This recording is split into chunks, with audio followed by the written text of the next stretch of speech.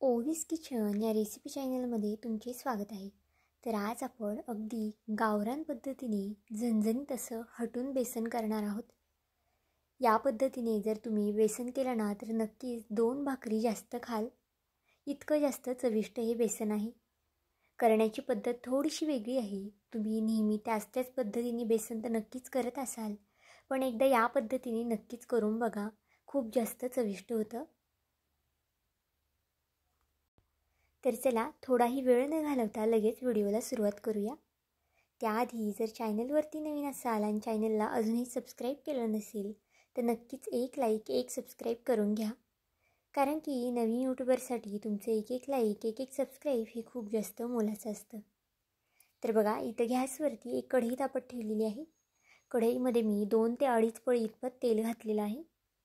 तेल तुम्ही तुमच्या आवडीनुसार कमी किंवा मग जास्त करू शकता, पण जर बेसनाला थोडंसं तेलाचं प्रमाण जास्त वापरलं की बेसन अजून जास्त छान लागतं। तर बघा, जिरी मोहरी घालून घेतली आहे तेलामध्ये। ती छान तडतडली की यामध्ये भरपूर असा लसूण घातला आहे। तुम्ही चिरून घाला, नाहीतर मग ठेचून घातला तरी चालेल। भरपूर अशी कढीपत्त्याची पानं घालून घेतलेली आहेत आणि हिरव्या मिरच्या घातल्या आहेत। एक 5 ते 6 हिरव्या मिरच्या मधनं कट करून अशा पद्धतीने कट केल्या आहेत बघा। आता हिरवी मिरची सुद्धा आपल्याला तेलावरती छान परतून घ्यायची आहे। मिरचीचं प्रमाण हे थोडंसं जास्तच वापरा, कारण की बेसन खायला झणझणीत असलं की ते खायला सुद्धा छान लागतं। तर बघा, लसूण हिरवी मिरची आता सगळंच हे परतून झालेलं आहे। आता यामध्ये एक लहान आकाराचा कांदा बारीक असा कट करून घातला आहे। तो सुद्धा तेलावरती आपल्याला छान असा परतून घ्यायचा आहे बघा। व्हिडिओ इथपर्यंत पाहिलाच आहे आणि व्हिडिओ थोडा जरी आवडला असेल तर व्हिडिओला एक लाईक आणि एक सबस्क्राईब नक्कीच करा। आणि माझा हा व्हिडिओ तुम्ही कुठून पाहत आहात हे सुद्धा मला कमेंट करून सांगायला विसरू नका।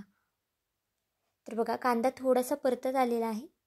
आता यामध्ये फोडणीला आपल्याला भरपूर अशी कोथिंबीर घालून घ्यायची आहे। बेसनामध्ये अशा पद्धतीने फोडणीला भरपूर कोथिंबीर घातली की त्याची चव ही अप्रतिम लागते। जर तुम्ही कधी घातली नसेल तर नक्कीच एकदा ट्राय करून बघा। तर बघा, कांदा आणि कोथिंबीर ते सुद्धा छान परतून झालेलं आहे।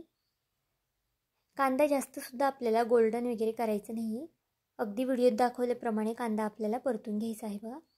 अर्धा चमचा यामध्ये हळद घालून घेतलेली आहे। हळद घातल्यावर सुद्धा मी अर्धा मिनिट हे परतून घेतलेलं आहे छान। आता यामध्ये आपल्याला 1 ते 1.5 ग्लास इतपत पाणी घालून घेऊया आपण। आता तुम्ही हे बेसन किती लोकांसाठी बनवत आहेत त्यानुसार इथे पाण्याचं प्रमाण तुम्ही वाढवू शकता। तर मी 2 जणांसाठी करत आहे, त्यानुसार इथे साहित्याचं प्रमाण कमी जास्त केलेलं आहे बघा।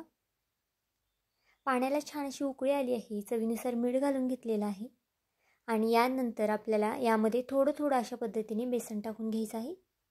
बेसन अगदीच चमच्याने आपल्याला टाकायचं नाही, हाताने अगदी व्यवस्थित असं थोडं करून बेसन सोडायचं आहे आणि एका हाताने चमच्याने छान असं मिक्स करून घ्यायचं आहे।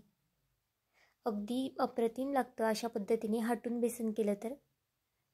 तर बघा, थोडं बेसन सोडायचं आहे आपल्याला। गॅसची फ्लेम अगदी स्लो ठेवायची आहे, नाहीतर मग जे बेसन आहे ते पाणी शोषून घेईल आणि मग लगेच दाटसर बेसन होईल आपलं। तर बघा, मी 2 ते 3 चमचे इतपत बेसन पीठ यामध्ये घातलेलं आहे।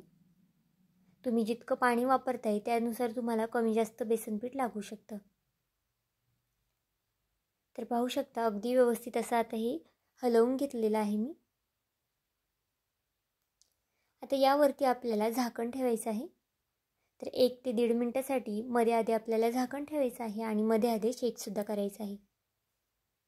तर इथे पाहू शकता, मी एक 5 ते 6 मिनिटं बेसन अगदी मीडियम गॅसवरती शिजून घेतलेलं आहे आणि व्यवस्थित असं आपलं बेसन शिजलेलं सुद्धा आहे।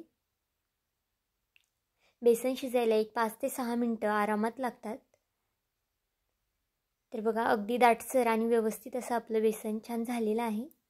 तुम्हाला जर जास्त पातळ आवडत असेल तर तुम्ही पाण्याचं प्रमाण थोडंसं वाढवू शकता। आता यावरती भरपूर अशी कोथिंबीर घालून घेऊया आणि गॅसची फ्लेम बंद करून टाकूया। तुम्ही हे बेसन भाकरीबरोबर, भाताबरोबर किंवा मग चपातीबरोबर कशासोबतही खाऊ शकता। नक्कीच एकदा या पद्धतीने करून बघा। तर आजचा हा व्हिडिओ तुम्हाला कसा वाटला मला हे कमेंट करून नक्की सांगा आणि चॅनलवरती नवीन असाल तर चॅनलला एक लाईक आणि एक सबस्क्राईब करायला विसरू नका। भेटूया आपण पुन्हा एका अशाच व्हिडिओमध्ये।